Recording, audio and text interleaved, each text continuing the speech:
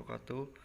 Perkenalkan, nama saya Azdan Febriana, kelas 2C Farmasi, NIM 31119127. Di sini saya akan menjelaskan nama-nama penyakit kulit dan obatnya.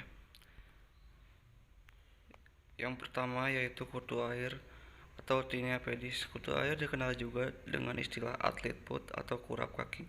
Kutu air rentan terjadi pada kaki yang sering basah atau lembab akibat berkeringat atau menggunakan sepatu ketat. Keluhan yang biasanya dirasakan saat seseorang mengalami kutu air adalah kulit kaki yang terasa gatal, bersisik, dan kemerahan. Penyebab kutu air paling sering disebabkan oleh infeksi jamur dari kelompok Dermatoptes. Infeksi kelompok jamur ini juga bisa menyebabkan tinea cruris dan kurap. Obat yang digunakan yaitu Pungiderm. Kandungan obat yaitu clotrimazole. Mekanisme obat ini bekerja dengan menghambat pertumbuhan jamur penyebab infeksi. Dosis yang digunakan yaitu 2 kali sehari selama 4-8 minggu. Cara pemakaian: bersihkan dan keringkan kulit sebelum menggunakan Pungiderm krim.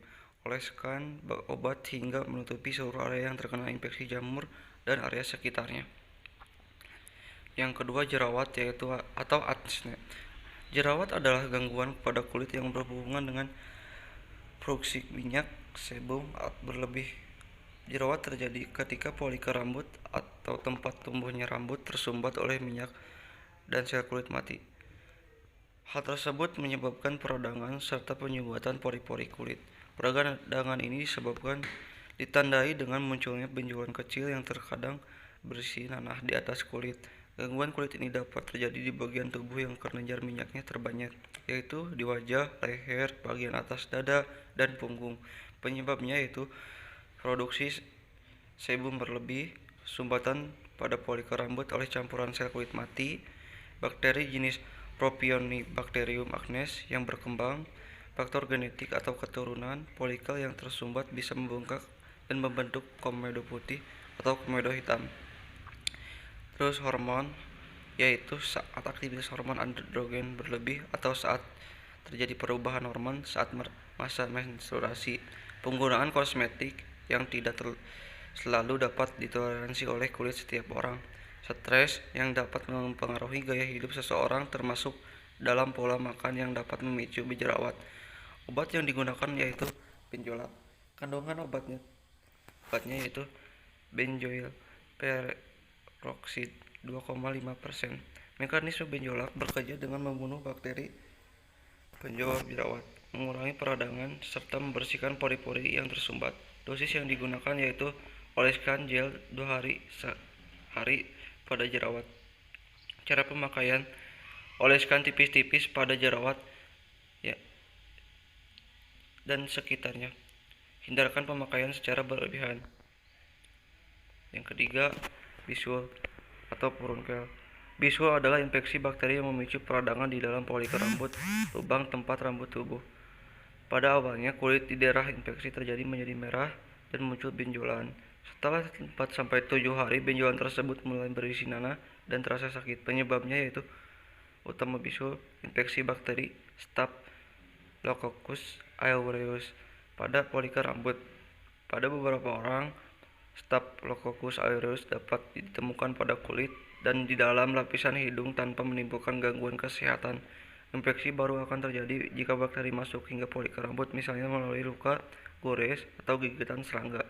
Obat yang digunakan yaitu gentamicin. Kandungan obat: gentamicin sulfat 0,1%. Mekanisme obat ini sebagai bakterisidal dengan cara menghambat sintesis protein pada bakteri yang rentan. Dosis yang digunakan: dioleskan tipis-tipis pada daerah yang sakit sebanyak 3-4 kali sehari sampai tercapai kesembuhan. Cara pemakaian: dioleskan tipis-tipis pada kulit yang bermasalah setelah kulit dibersihkan dan dikeringkan. Yang keempat yaitu kurap atau ringworm. Kurap adalah infeksi jamur pada kulit yang ditimbulkan ruam melingkar berwarna merah. Kurap dapat terjadi di beberapa bagian tubuh seperti di kepala, wajah, atau selangkangan. Penyebab kurap disebabkan oleh infeksi jamur pada kulit. Jamur ini dapat menular melalui kontak langsung dengan penderita atau kontak tidak langsung dengan benda atau tanah yang terkontaminasi. Udara panas dan lembab Berbagi pemakaian barang dan pemakaian pakaian yang ketat bisa membuat seseorang lebih rentan terkena kurap. Obat Canesten Cream. Kandungan obat chlorimitajol 1%. Mekanisme obat ini bekerjanya adalah melawan pembelahan dan pertumbuhan organisme. Dosisnya yaitu oleskan Canesten 2-3 kali sehari selama 2-4 minggu. Cara pemakaian: oleskan krim Canesten secukupnya di daerah kulit yang sakit. Yang kelima yaitu panu atau tinea. Panu adalah infeksi jamur yang mengganggu pigmen kulit sehingga timbul bercak dengan warna yang lebih terang atau lebih gelap pada kulit. Infeksi kulit ini muncul secara perlahan, namun seiring waktu bercak kulit ini tersebut menyatu dengan membentuk bercak yang lebih besar. Penyebab panu yaitu disebabkan oleh perkembangan jamur di kulit yang dipicu oleh lemahnya sistem kekebalan tubuh, perubahan hormon, atau kekurangan nutrisi. Obat yang digunakan adalah Micoal Cream. Kandungan obat ketonazol 2%. Mekanisme obat ini bekerja dengan menghambat sintesis ergosterol yang merupakan komponen vital dalam membran sel jamur sehingga mempengaruhi permeabilitas sel. Dosis yang digunakan adalah oleskan 1-2 kali sehari tergantung beratnya infeksi.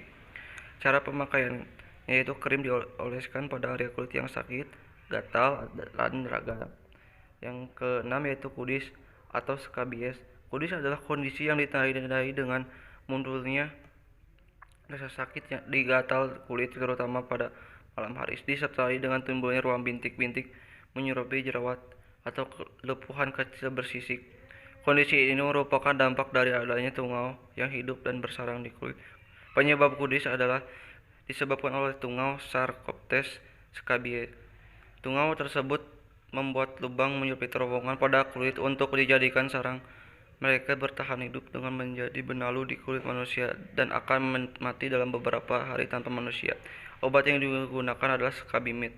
Kandungan obat permetrin 5%. Mekanisme obat ini dengan cara kerjanya mengandalkan permetrin sebagai kandungan utama untuk mengatasi tungau di kulit. Substansi ini bekerja dengan membran sel saraf tungau untuk mengganggu saluran natrium di mana polarisasi membran diatur.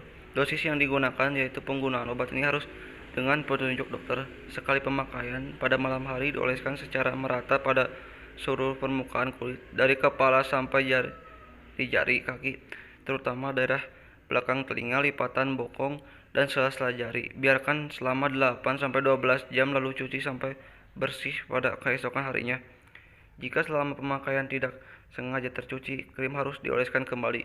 Cara pemakaian: oleskan krim seluruh tubuh termasuk wajah, leher, kulit kepala dan telinga. Setelah 8-24 jam, obat dibilas dengan cara dicuci menggunakan sabun. Pengobatan dapat diulangi setelah 1 minggu. Sekian presentasi dari saya. Mohon maaf bila ada kesalahan. Wassalamualaikum warahmatullahi wabarakatuh.